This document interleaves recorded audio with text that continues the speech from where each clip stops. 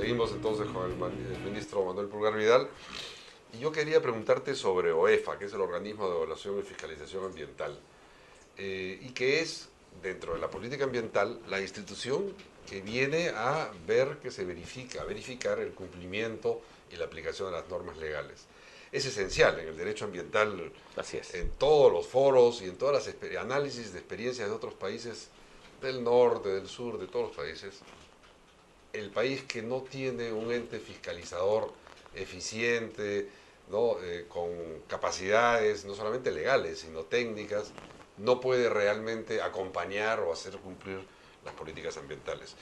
En la entrevista que tuve con el presidente de OEFA, descubrí que tenían las ideas muy claras de hacia dónde van, ¿no? ¿Cómo ves la perspectiva de la OEFA en los siguientes años?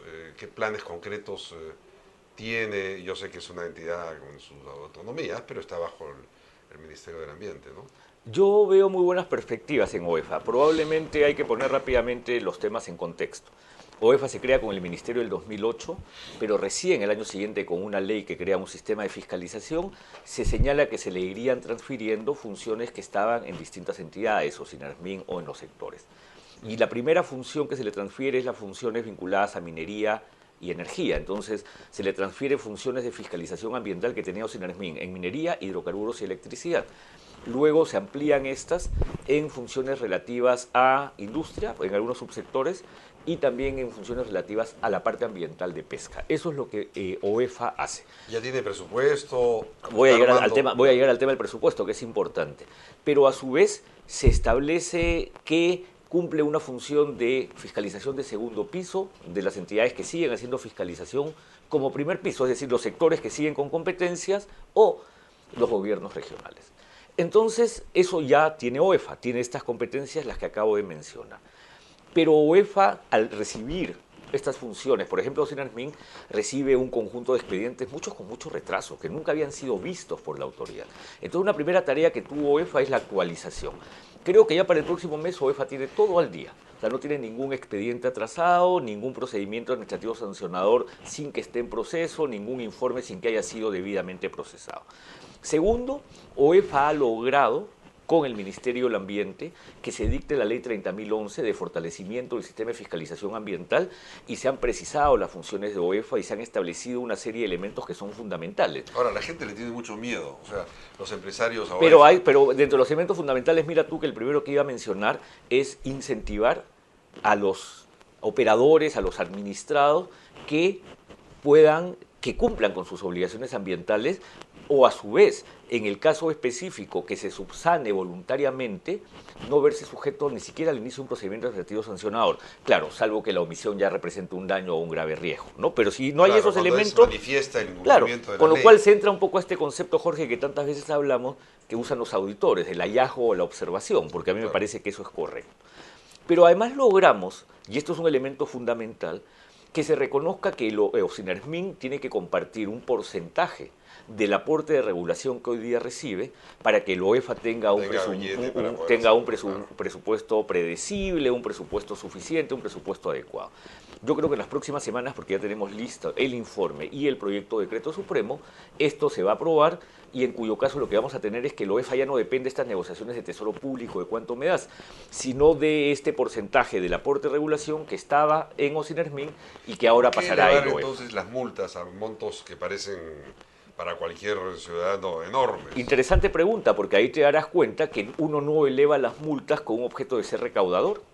De ninguna manera. Las multas se elevan para que sean realmente disuasivas.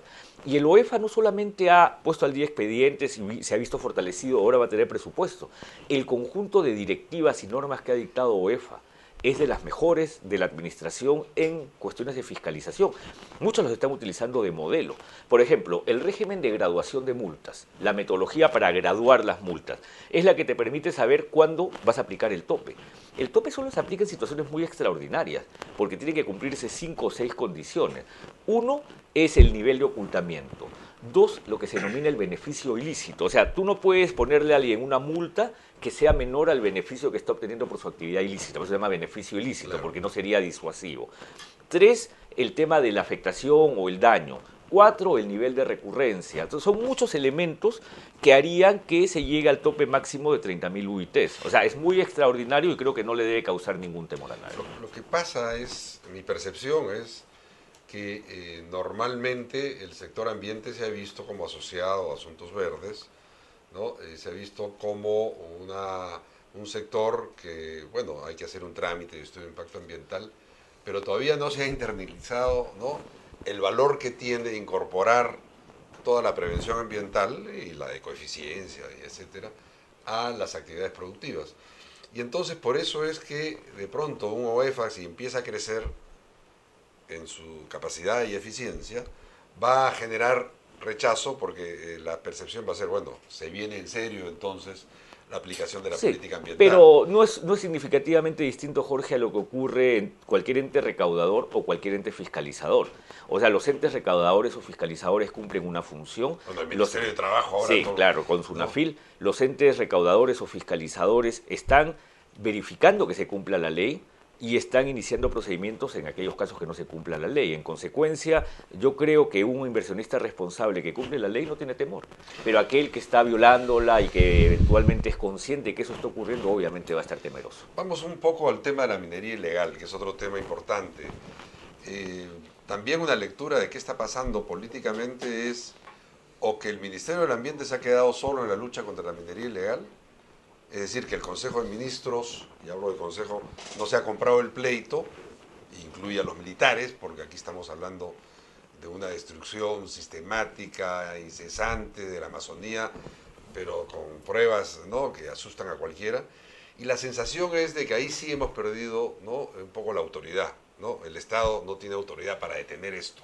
Es un proceso que está viviendo Colombia y están viviendo otros países. Hubo un evento donde participó nuestra institución de los responsables y expertos en minería ilegal para ver qué cosas en común tenemos en la región.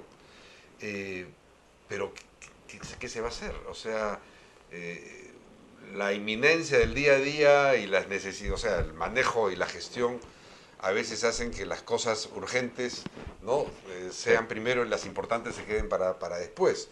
¿Y eso podría estar pasando en esto? No, yo creo que, a diferencia de lo que algunas veces algunos expresan, haciendo suponer que este gobierno amplió por 2 años las condiciones de ilegalidad, que es absolutamente falso, sin sustento y sin ningún fundamento, lo que uno debe decir es que este gobierno planteó a través de un conjunto de normas un proceso que creo que está bien armado, que es coherente, que es adecuado, que le faltan algunos elementos que voy a mencionar, pero que nos debería llevar en algún momento a una solución. ¿Qué es lo que quiero decir? Recuerda, Jorge, que esta actividad minera no es de esta época, tiene 45 años en el Perú. Empezó en el río Malinowski, en la zona de Infierno. Pero era a pequeña escala, pues, ¿no? Pero era ilegal. Pero claro, cuando se inició igual era ilegal. Y luego ha tenido picos, tuvo un pico a finales de los 90, inicio de los 2000, que llevó a que durante ese gobierno, en el año 2001-2002, se dicte una ley para la formalización. Y esa ley fracasó. Esa ley no ha operado, es una ley muy débil, es una ley que no se ha podido ni siquiera aplicar en el tiempo. Lo que pasa es que son territorios donde no entra nadie, ¿no? En algunos casos no entra nadie. Entonces, visto la magnitud del problema, el ministro Brac, durante el gobierno pasado, intentó, y creo que lo hizo valientemente, controlar el tema, pero solamente en Madre de Dios y una región de Puno. Pero el problema ya estaba extendido. O sea, todos sabíamos que, si bien es cierto, Madre de Dios es la mayor magnitud, el problema de la minería ilegal está en muchos otros lugares del territorio peruano, especialmente en Amazonía, pero también en yacimientos antiguos de la zona andina. Pero el problema, Jorge, se presentaba por el hecho que tú no podías distinguir quién era formal, quién era informal, quién era ilegal, quién era pequeño, quién era artesanal, y lo primero que había que hacer es ordenarlos. Y para ordenarlos tenías que ponerlos en una lógica de proceso. Ese proceso se ha iniciado con la declaración de compromiso, en septiembre tiene un nuevo requisito.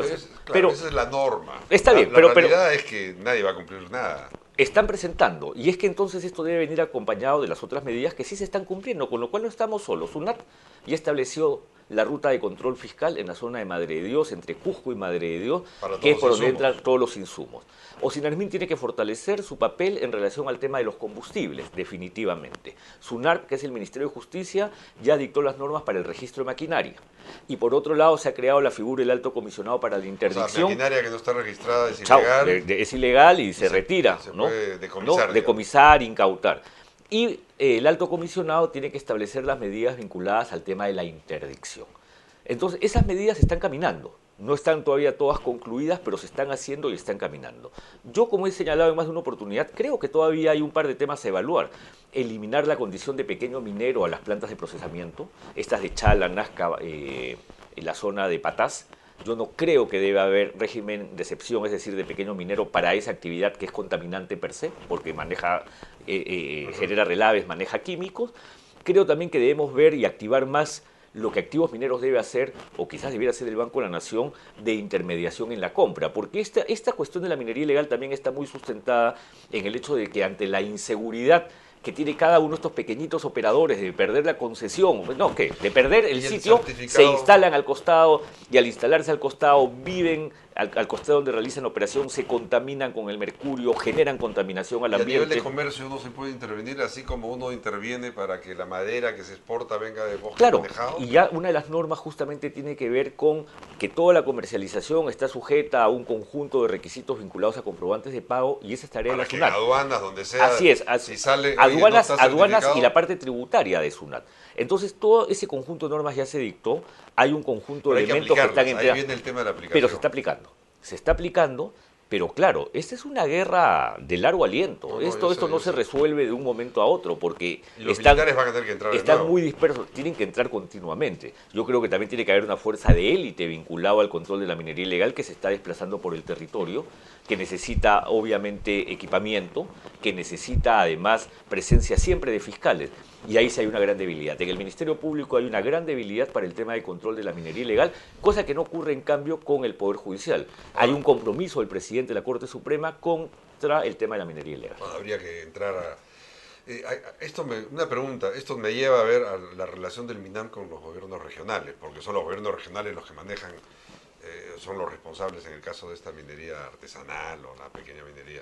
Pero ¿cómo va eso? Porque entiendo que el Ministerio está creando también sus dependencias regionales. Así es, hemos creado recientemente la primera oficina de enlace regional, porque no es que es una oficina descentralizada, no es una oficina desconcentrada del MINAM en el sentido de vamos a ir a competir, porque reconocemos las competencias que tienen también los gobiernos regionales en materias ambientales, en asuntos que están muy precisos en las leyes. Pero es clave en la política ambiental los gobiernos regionales. Así es, y entonces ahora hemos creado la primera oficina de enlace regional en Moquegua, en un acto que fue justamente la semana pasada, y tenemos un plan para hacerlo en otras regiones del país. O sea, no viene sino apoyar la relación necesaria de cooperación. La oficina de enlace uno podría decir que tiene 4 o 5 funciones. Primera función, cumple una función de lo que le corresponde al Ministerio del Ambiente como Ministerio del Ambiente territorialmente fuera del INPE. Okay. Segunda función es una función de asistencia técnica. Es una función que tiene que ver con la gerencia de recursos naturales y medio ambiente que puede necesitar del Ministerio del Ambiente. La tercera función tiene que ver con nuestro rol de rector, porque el rol rector es rector a nivel nacional y en los distintos niveles de gobierno en muchos temas. El cuarto tiene que ver con cómo articulamos también a otras entidades del gobierno, y podríamos seguir. Entonces, las oficinas de enlace no es que solamente cumplen una función. Se nos acaba el tiempo. Cumplen un conjunto. Se nos acaba el tiempo. Vamos a hacer otra vez una pausa, y yo quiero volver sobre el tema de cambio climático. Correcto. Porque creo que es fundamental lo que se viene para el Perú y las oportunidades que tenemos y el reto. Eso en un minuto volvemos.